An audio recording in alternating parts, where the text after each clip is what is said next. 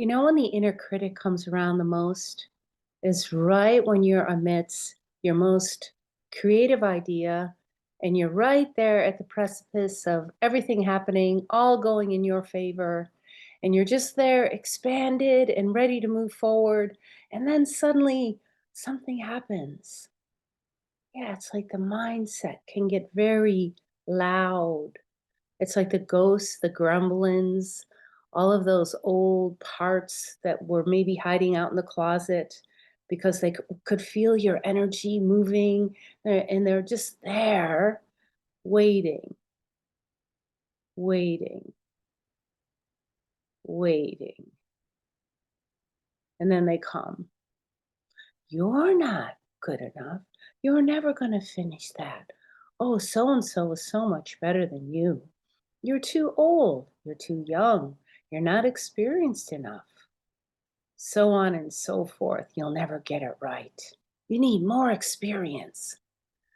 Mm, what else do you hear? It's like, it's a lot. Sometimes it's comparative with other people, or it's just that part that feels insecure and maybe had a negative experience in the past. And just right there, when you're ready to step forward, all of that might get remembered. And maybe it doesn't for you. And maybe something greater is happening at the same time.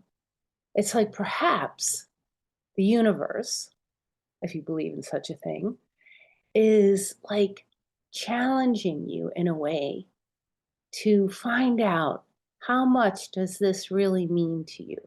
Like whatever it is that you want to be doing, like, is it really that important? Like, what are you willing to put forth? And it's just like right there, asking and helping you to clarify what is it that's really important. So for a moment, it can feel like we're halted. And I'm speaking from direct experience because I was just in the process of launching my book and I had everything moving for me, all everything lined up, uh, a launch team, people supporting me in all different kinds of ways, a great editing team, a great publishing team. And then it was as if everything kind of just collapsed. My caregiver for my daughter unexpectedly left the job, and my twins had birthdays. I had birthdays, a birthday.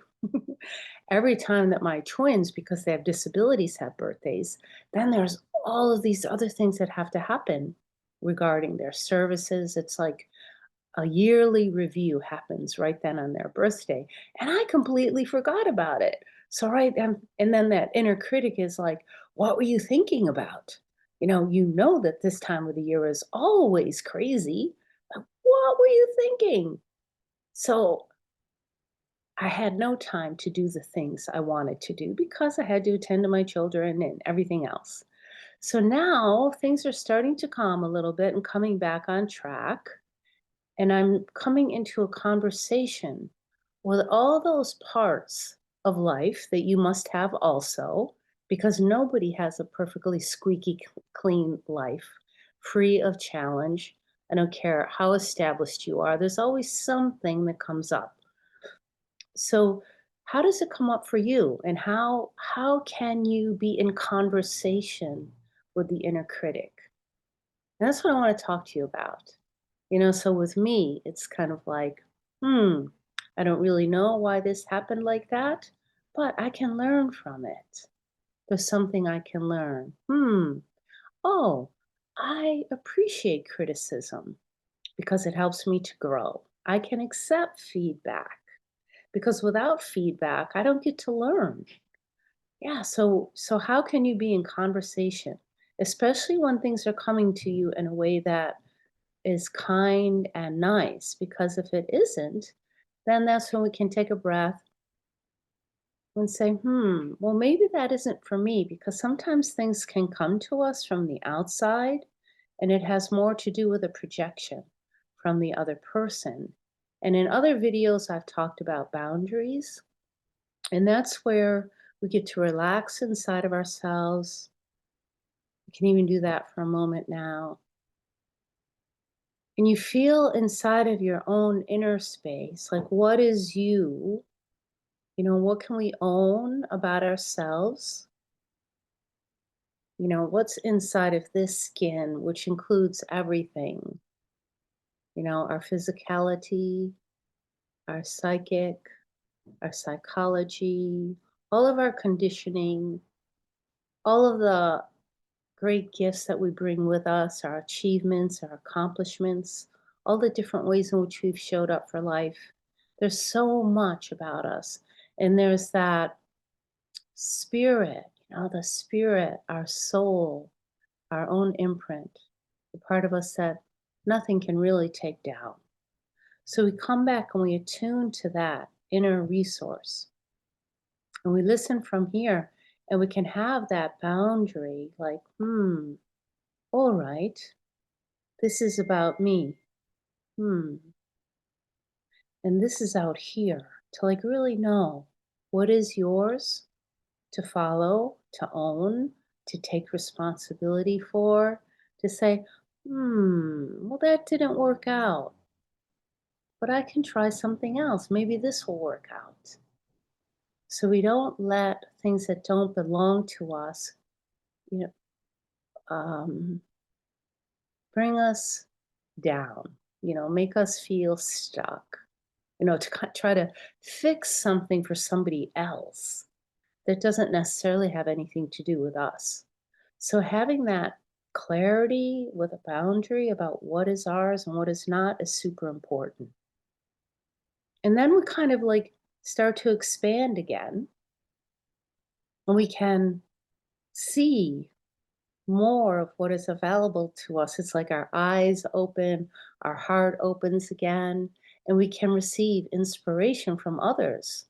And this happens for me all the time, especially in the work that I'm doing now. Like I'm entering a new domain in my work. I've worked in a lot of different arenas, but I've always been interested in healing and supporting people and specifically looking at injured instincts, and how do we remedy that part that has been injured. So I can look around me and I can see all the people who have done this really great, wonderful inner work. And I can be inspired by that.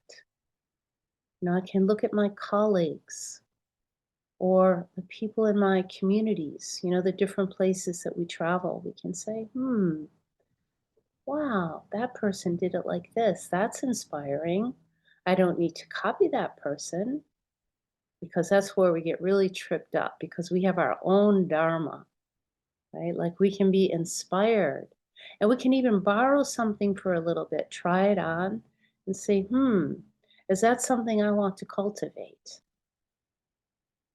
How does it feel? Does it really resonate in me so much that I want to develop the same skill, right? And so we open and we say, I can learn from that. And we can feel in the doing of that, the inner critic is kind of like not pushed away. You're not in an argument with the part that criticizes inside or outside, but you're like owning, taking responsibility, and gaining inspiration for how to meet challenge, right?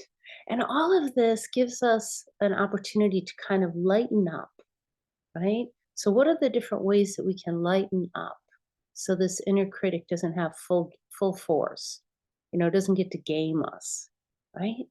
So instead, we play the game. We get out and be more creative in the outdoors if that's what feels nourishing. I actually have a dog now, and my dog. This is an excellent reminder. It's not even my dog; it's my daughter's dog. He's a guide dog, but he's always sniffing up close to me, pushing up to me with his little nose, nudging at me, and he wants to play. And it's a wonderful reminder. So we do a little tug of war, and also he reminds me to get outside. So I take him down to the beach, and then when I'm down there, I get to see all the different ways that people are playing and having fun and enjoying nature. I just recently read a quote from a woman like in her 80s or something like that. And she said something that her grandmother said to her over and over again as she was growing up. She said, "Did you play today?" She used to always say, "Did you play today?" And then when she became an older woman, she really appreciated that. Like at a certain time, it was like felt nagging because the as a young person and as a woman, sometimes as women, we feel we have to work really hard to be noticed and to be seen and to be acknowledged, especially a bit ago.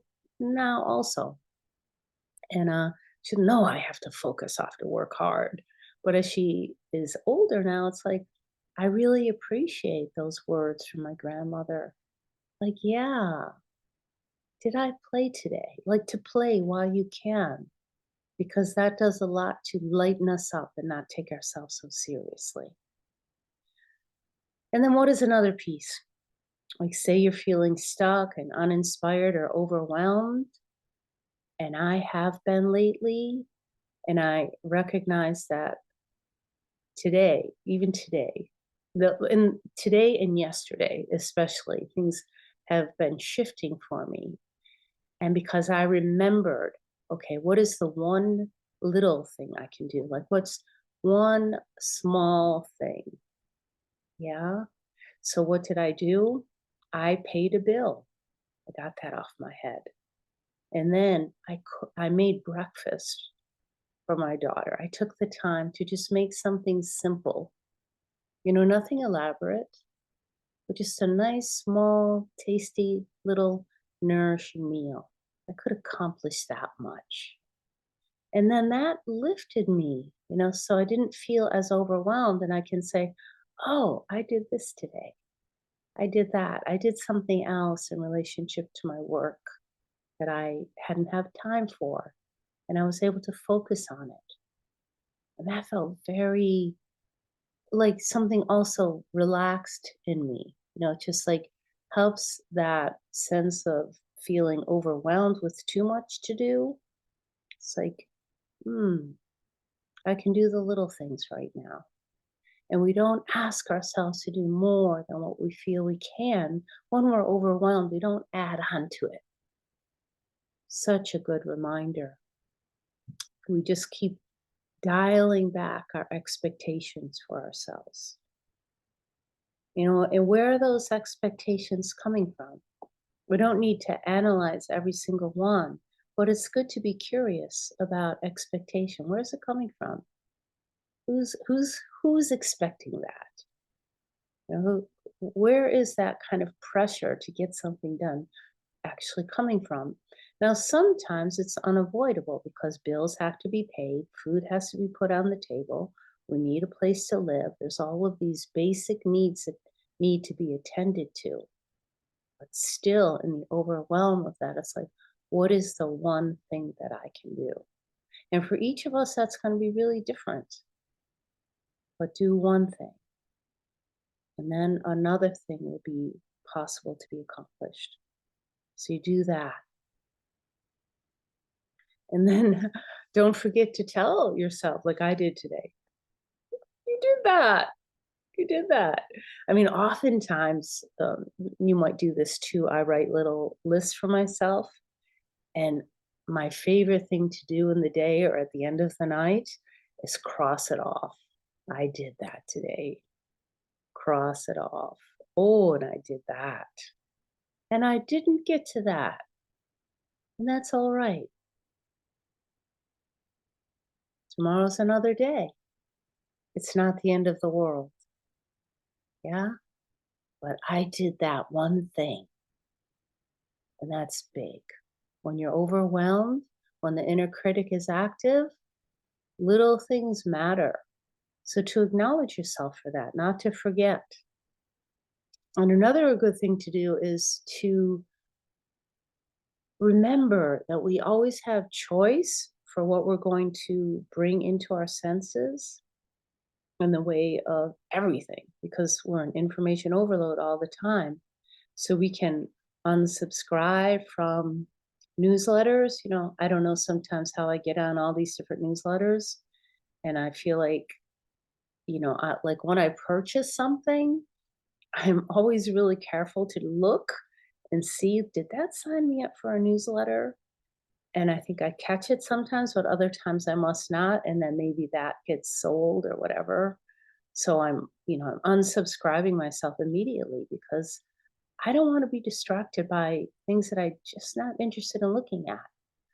And sometimes there's things that come to me that I am interested in, but I just don't have the time. So maybe I'll let those flow through, but I won't say, "Oh, you have to look at this now."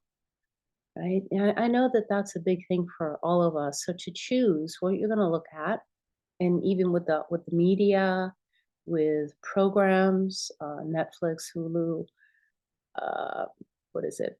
Well, there's so many of them. But with my children, they're not really even children, my young adult women, sometimes that is an activity that we can really do together because of their very disabilities. It's just easy. It's an easy way to sit together, to kind of snuggle up and watch a good movie and try not to get sucked into a series because that, for me, can be draining because it can keep me up late. And I haven't watched um, a series since The Good Doctor, which is recent. But I read something or heard something somewhere the other day because I do like listening to podcasts when I'm walking or walking my dog, even our dog. And there was one woman who I greatly admire. She's a saging woman. Maybe I don't even know how old, but her name is Barbara Walker, and she's quite a feminist and a historian, and she's put out this amazing book about the crone. And I heard her interview. It was an old interview of maybe 5 or 6 years ago. But one thing that she talked about was how her TV broke. And for 7 years, it was broken. And she just never got around to fixing it. And how much she was able to read and write during those 7 years because she didn't have any media whatsoever except the radio. And that was inspiring to me because I thought, wow, if I looked at all the different hours that I spend, we didn't have a TV, honest to God, any kind of screen other than, I guess it was, what do you call them? The videos that you put into the slot. What is that? I don't know. But we didn't have anything for years because my children went to Waldorf schools, but also prior to then, I lived in ashrams and I was really a very kind of hardcore spiritual practitioner and really into meditation. But it wasn't like a forced thing. I didn't have interest.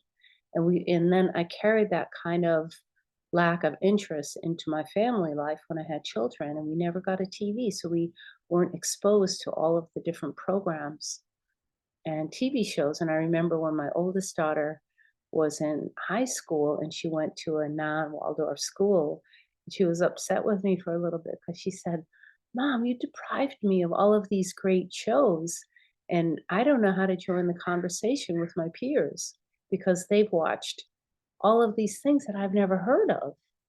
And so, I mean, there's a lot going on in that conversation, like just to show who the celebrities tend to then be what people are attracted to, and it's not real life.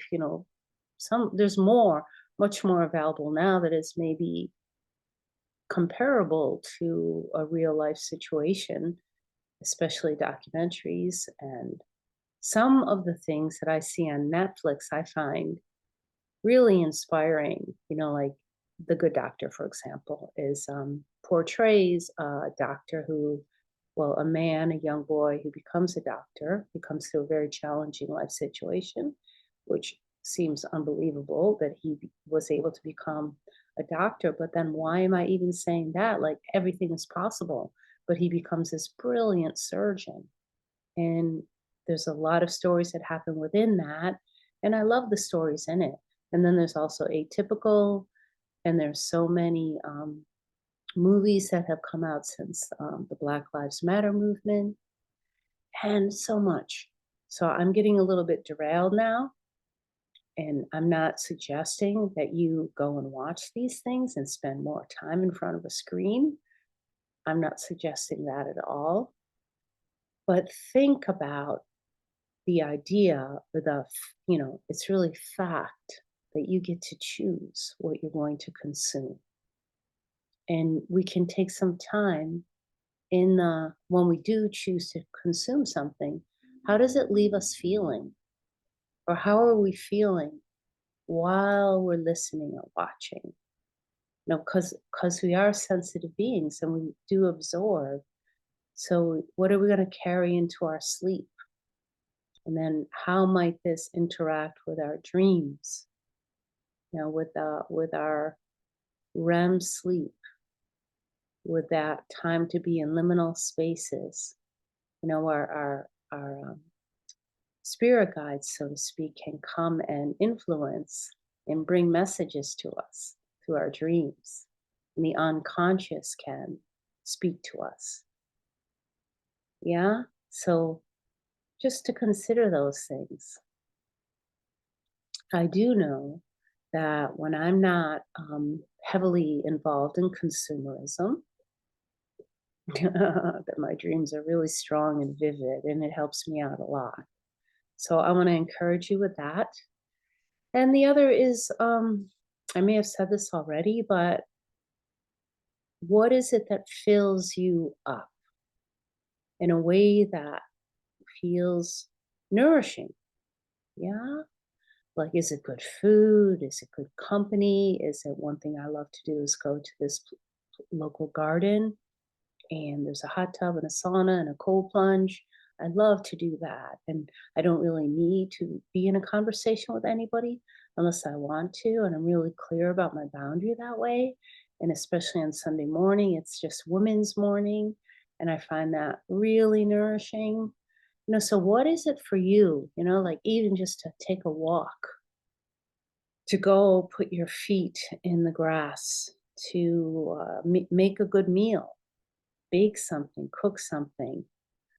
Not You don't have to do something that is expensive, that you need to take a bunch of money out of your bank account. It doesn't need to be that. It doesn't need to be like a fancy vacation because you want to think about those things that fill you up that are affordable and that you can do on a regular basis. Putting on good music, dancing around. And what is it that is fun for you?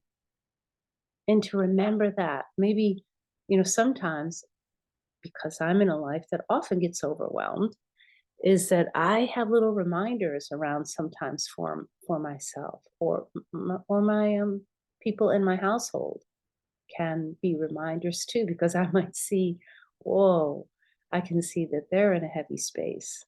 I can say, okay, and I can just energetically breathe by that person, not even asking them to be different in any way, but just it reminds me that I can relax. And when we relax and when we go and do something good for ourselves, it is inspiring then to the other people that are around us. So I don't even know, it's long, but it's really been fun being here with you. And I would love to hear from you. What does the inner critic say to you? And how do you befriend your inner critic? And what is it that's important to you? To remember that sometimes the inner critic gets really loud just when you're at that crossroad of change. Like here you are, things were going one way, you made a decision that this is the way I'm moving. And then it's like the voices get loud, right? Yeah, they just sort of chat, chat, chat, chat, chat. Yeah. So not to subdue them in any way, but just like, that's interesting. Well, okay. Maybe I'm not the best, but I'm good enough. And maybe I don't know it all, but I can learn. And maybe I have made mistakes. Yeah, but it doesn't mean I won't make more even. I might always make mistakes. And that's fine, right? And I love feedback because it helps me to learn and grow. And the best one for me is thank you. Thank you. I'm grateful for what you're teaching me about how I can do better and how I can really claim how important this is to me.